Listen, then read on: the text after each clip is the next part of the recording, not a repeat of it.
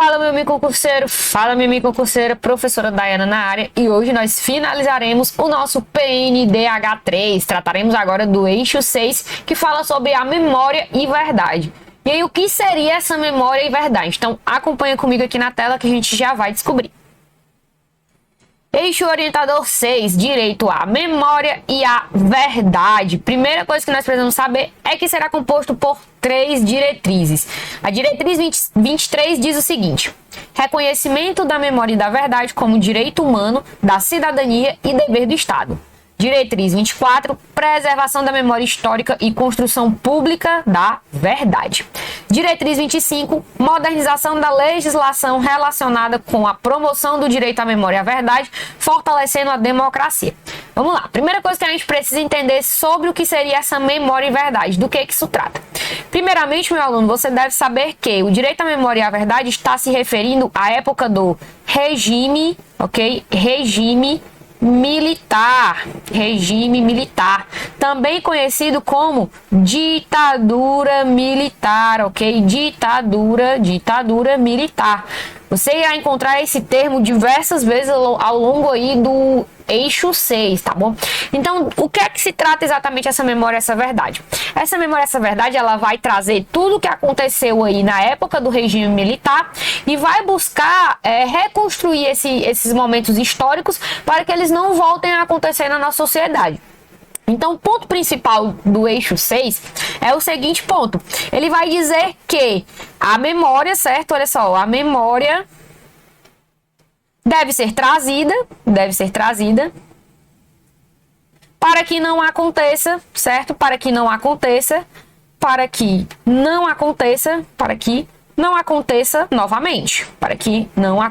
novamente. Então, você vai ver que várias ações serão feitas para trazer todo o histórico dessa época de regime militar para que não venha acontecer novamente na nossa sociedade. E como é que isso foi feito? Então, bora lá. Diretriz 23, reconhecimento da memória e da verdade como direito humano da cidadania e dever do Estado, através do seguinte objetivo estratégico: promover a apuração, ok? Importantíssimo, a apuração e o esclarecimento público das violações de direitos humanos praticadas no contexto da repressão política ocorrida no Brasil, no período fixado pelo artigo 8º da ADCT da Constituição, a fim de efetivar o direito à memória e à verdade histórica e promover a reconciliação nacional. Ou seja, né, vai se buscar aí esclarecimentos públicos sobre todas as violações aos direitos humanos dentro da época do regime militar, ok? E aí, através de que ação isso vai ser feito? Designar grupo de trabalho composto por representantes da Casa Civil, do Ministério da Justiça, do Ministério da Defesa e da Secretaria Especial dos Direitos Humanos da Presidência da República, para elaborar até abril de 2010 projeto de lei que institua a Comissão Nacional da Verdade. Preste muita atenção em tudo que tem referência à Comissão Nacional da Verdade, meu aluno, porque isso aqui tem grandes chances de cair na sua prova. Comissão Nacional da Verdade teve algumas funções, certo?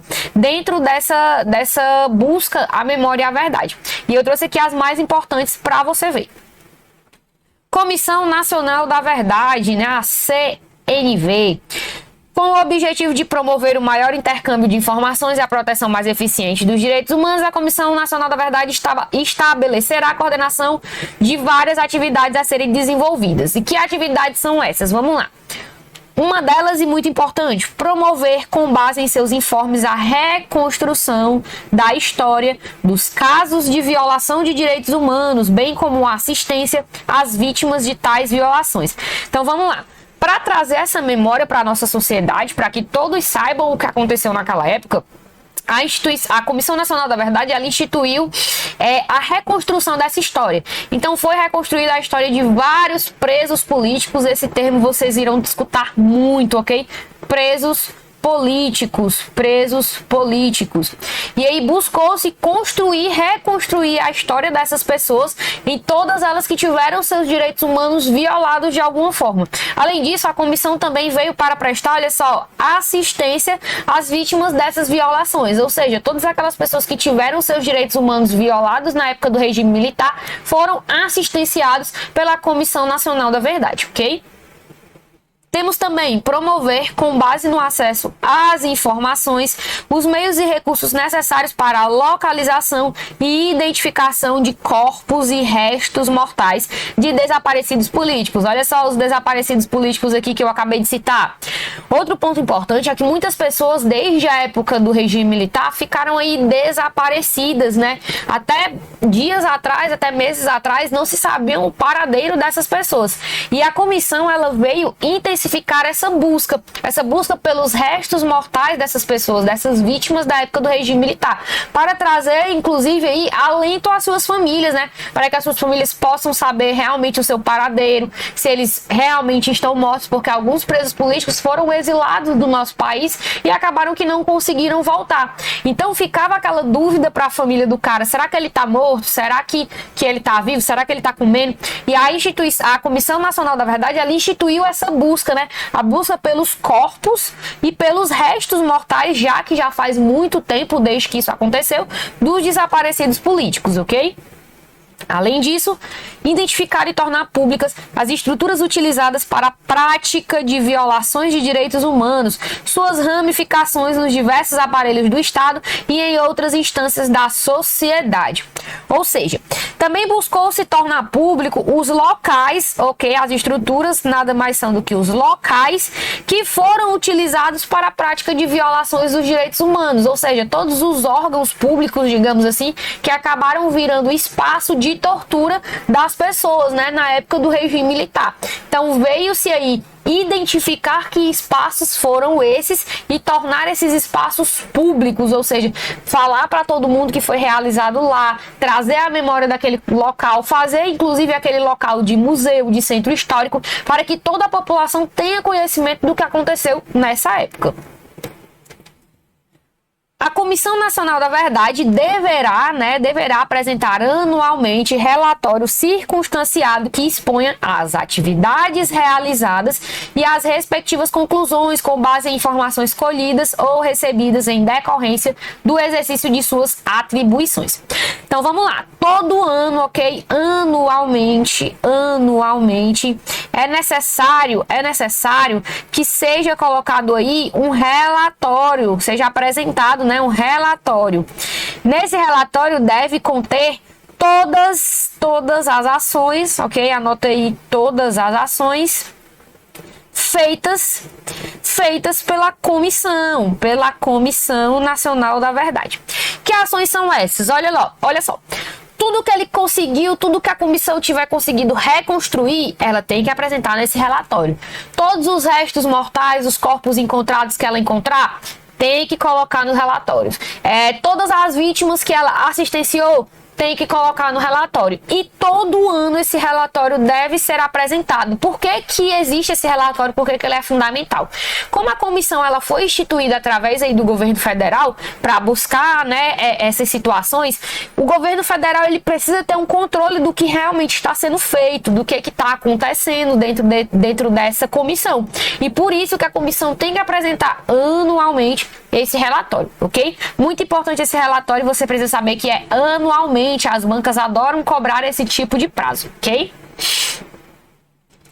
Diretriz 24, preservação da memória histórica e construção pública da verdade, através do seguinte objetivo estratégico: incentivar iniciativas de preservação da memória histórica e de construção pública da verdade sobre os períodos autoritários, né?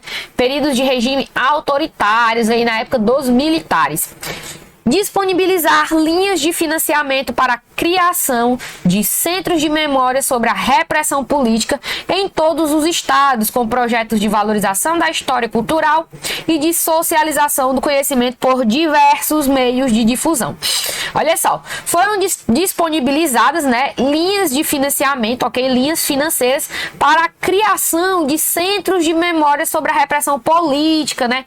Então, sobre tudo que aconteceu na época do regime militar, foram financiados aí espaços, né, centros de memória, centros culturais para tratar dessa história. Além disso, alguns projetos de valorização da nossa da nossa história cultural, eles também tinham que ser divulgados em diversos meios de difusão, seja TV, seja rádio, seja aí a própria internet nos dias atuais. Então, assim, esse financiamento ele é necessário para que consiga se levar essa história a cada vez mais pessoas dentro do nosso país, ok? Também tivemos o seguinte tópico, né, o seguinte objetivo: criar comissão específica em conjunto com departamentos de história e centros de pesquisa para reconstituir, ou seja, né, refazer aí a história da repressão ilegal relacionada ao Estado Novo, do período de 37 a 45, aqui também no período de regime militar, né, no Estado Novo. Essa comissão deverá publicar um relatório contendo os documentos que fundamentaram essa repressão, a descrição do funcionamento da justiça de exceção, os responsáveis diretos do governo ditatorial, registros das violações, assim como os autores e as vítimas. Então esse relatório é muito importante porque o que ele vai fazer? Ele vai identificar todo o contexto, certo? Todo o contexto da ditadura. Como assim, professora? Todo o contexto da ditadura. Como é que ele vai fazer isso? Primeira coisa que ele diz é que ele precisa saber o que é que fundamentou essa repressão. Ou seja, quais os motivos, anota aí, quais os motivos, isso são perguntas que a comissão faria, certo? Quais os motivos para a repressão? Então, buscou-se, né, construir aí quais foram os motivos que levaram a esses períodos de violação na época da ditadura militar. Outro ponto que ele pergunta é como funcionava a justiça de exceção, ou seja, como eram julgados, ok? Através de quê, né? Como eram julgados, deixa eu apagar aqui para escrever bonitinho, como eram julgados esses presos, né? Então, assim, primeiro a gente precisa saber quais eram os motivos para essa repressão, e o segundo motivo era como que eles eram julgados, que tipo de tribunal fazia esse julgamento, ó. Quais os motivos para a repressão, vamos escrever aqui bonitinho, quais os motivos para a repressão e como eram julgados, ok? Como eram julgados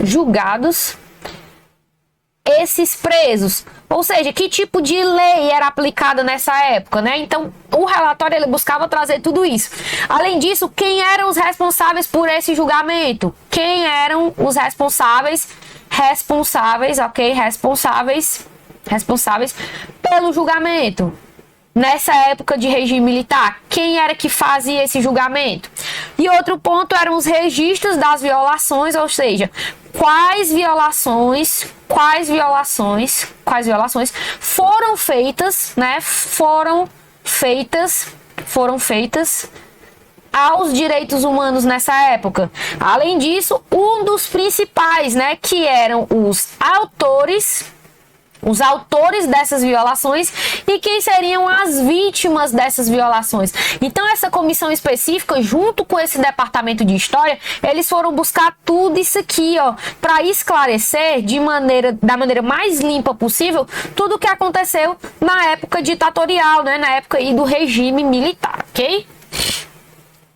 Criar e manter museus, memoriais e centros de documentação sobre a resistência à ditadura. Ou seja, da mesma forma que se busca em tudo o que aconteceu na época, também vai ser enfatizada a questão da resistência. O que seria a resistência? São aquelas pessoas que iam de encontro, né, iam contra ali ao regime político e criavam suas rebeliões, suas formas aí de resistência e assim por diante. Então, busca-se aí fazer museus e memoriais que ressaltem a história dessas pessoas que lutaram ali contra o período ditatorial.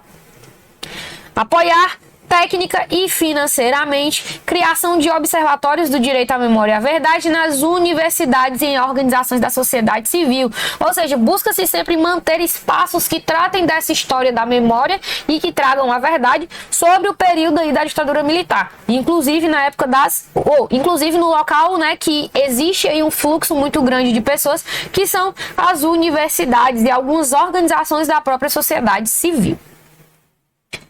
desenvolver programas e ações educativas, inclusive a produção de material didático-pedagógico para ser utilizado pelos sistemas de educação básica e superior sobre graves violações de direitos humanos ocorridas, né, aí na época do regime ditatorial. Então, o que é que vai acontecer? Irá ter aí, né, será desenvolvido programas para ter a inclusão da produção de material didático-pedagógico para ser dito ali nas escolas, nas universidades, para tratar de tudo que aconteceu nesse período, porque busca-se, né, que as crianças, já a partir das crianças, entendam o que aconteceu e formulem uma memória para que não aconteça mais nada desse tipo na nossa sociedade, ok?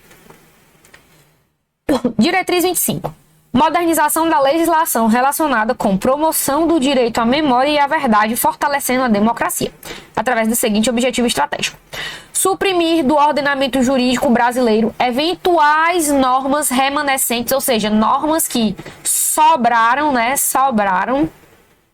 de períodos de exceção. Aqui a gente já está falando do período da ditadura, certo? Ele dita aí o período da ditadura, que afrontem os compromissos internacionais e os preceitos constitucionais sobre direitos humanos. Ou seja, vai buscar-se aí tirar leis que ainda sejam vigentes, né? Que ainda vieram, que sobraram da época da ditadura.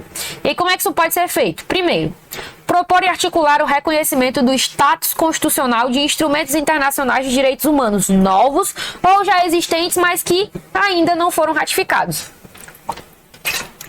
Atualmente, meu aluno, através aí da nossa Constituição Federal de 88, Constituição Federal de 88, nós já temos um rito, certo? Um rito que é estabelecido lá no artigo 5º, parágrafo 3º, que trata sobre os direitos humanos, ok? Trata sobre os direitos humanos na nossa sociedade, né? No Brasil. Então, ele vai se referir aí aos tratados, ok? Aos tratados internacionais sobre direitos humanos. E aí, esses tratados internacionais de direitos humanos, eles seguem o rito do artigo 5º, parágrafo 3º, para se valerem de emendas constitucionais. Emendas constitucionais. E aí, eles passam a entrar no nosso ordenamento jurídico como emendas constitucionais, tendo ali o mesmo poder das leis no nosso país.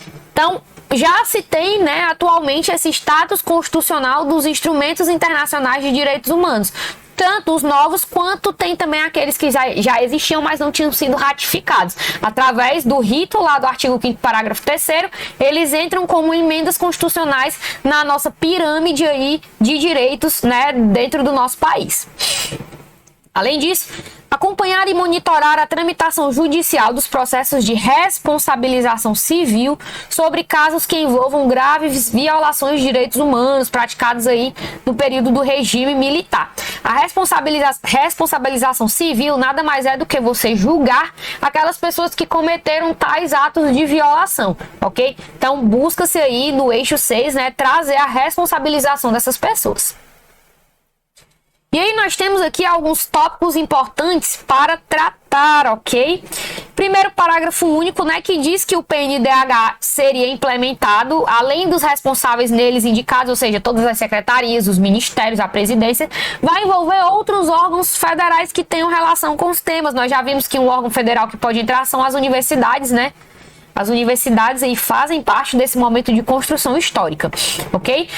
Tratando aí, né, de seus eixos orientadores e suas diretrizes. O artigo 3º nos diz que as metas, prazos e recursos necessários para a implementação do PNDH3 serão definidos e aprovados em planos de ação de direitos humanos bianuais, ou seja, que acontecem a cada 2 anos, ok? A cada 2 anos. E aqui um tópico importante que eu gostaria de falar para você, meu aluno que está assistindo essa aula, é o artigo 4. Presta atenção nesse artigo 4. Nós tínhamos anteriormente, ainda na época, certo? Ainda na época do presidente Lula, em seu último mandato vigente, sem ser o atual, tínhamos um comitê, certo? Um comitê de acompanhamento e monitoramento do PNDH3. Ou seja, era tipo um comitê, uma secretaria responsável por acompanhar se tudo que tinha sido previsto no PNDH3 estava sendo executado. Então, essa comissão ela era responsável por esse acompanhamento e monitoramento de todas as ações e objetivos do PNDH3. Porém, em 2019, essa comissão, esse comitê, foi revogado através de um decreto presidencial do então atual presidente Jair Messias Bolsonaro, ok? Então, o Bolsonaro, ele revogou o Comitê de Acompanhamento e Monitoramento do PNDH no ano de 2019.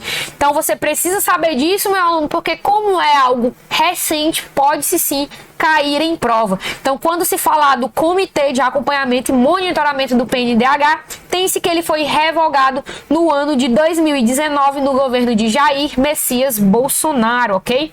E aí, para finalizar o nosso tópico do eixo 6, nós temos o artigo 5º, 6º e 7º, né, que trata aí de dizer que os estados, o Distrito Federal, os municípios e os órgãos do poder legislativo, ou seja, aqueles, né, o que elabora as leis, poder judiciário que executa e o Ministério Público vão ser convidados aí a aderir ao PNDH3. O decreto entra em vigor na data da sua publicação, que foi lá em 2009, e aí fica revogado o decreto de 13 de maio de 2002, né, que era anterior ao PNDH de 2019, ou seja, aqui nós tínhamos o PNDH 2, que foi revogado para dar espaço ao PNDH 3, ok? Então agora a gente vai fazer umas questõezinhas para fixar esse assunto e sair daqui craque de bola. Vamos lá. Selecom 2022, assistente social da Prefeitura do Rio Verde. De acordo com as diretrizes, objetivos estratégicos e ações programáticas estabelecidos pelo Programa Nacional de Direitos Humanos, é um eixo orientador dos direitos humanos. Tem a interação democrática entre empresas privadas e sociedade civil. Olha só, isso aqui já está errado porque não é uma interação entre empresas privadas, e sim uma interação entre o Estado e sociedade civil. Item B. Focalizar direitos em um contexto de desigualdades. Primeiro, nós não estamos falando de focalizar direitos, e sim de universalizar direitos em um contexto de desigualdade. Então, o item B também está incorreto. Item C. Elaborar os planos de ação dos direitos humanos. Isso aqui nem consta mais no nosso PNDH, né? Não tem isso aqui. Isso aqui não é considerado um eixo orientador. Então, o item C também está incorreto. O que nos sobra aí, o item D. Direito à memória e à verdade, que é o eixo orientador de número 6 que nós acabamos de tratar nessa aula. Então, o gabarito da primeira questão é o item D, de direitos humanos, a melhor matéria do seu edital. Bora lá. O eixo orientador 6. Qual é o eixo orientador 6, meu aluno? Direito, certo? Direito à memória e à verdade. Direito à memória e à verdade. Está diretamente relacionado a item A, combate à desigualdade social no Brasil? Não, a gente viu que a gente trata aí de períodos de violações aos direitos humanos na época da ditadura militar, né? Então, o combate à desigualdade social no Brasil não está relacionado ao eixo 6. Então, o item A já está incorreto. Item B. A preservação da memória histórica e a verdade sobre violações de direitos humanos. Perfeito, né? Nós vimos e tratamos durante todo esse eixo que ele vai falar sobre tudo o que aconteceu na época do regime militar e de todas as violações que foram feitas e as suas formas de combate. Então, sim, preservação da memória histórica e a verdade sobre violações de direitos humanos. Gabarito da nossa segunda questão é o item B de Brasil. A garantia de liberdade religiosa em um Estado laico. Não, a gente não trata sobre liberdade religiosa dentro desse eixo. O fortalecimento das políticas de combate à corrupção. Não, a gente também não trata sobre corrupção dentro do eixo 6, então tá incorreto.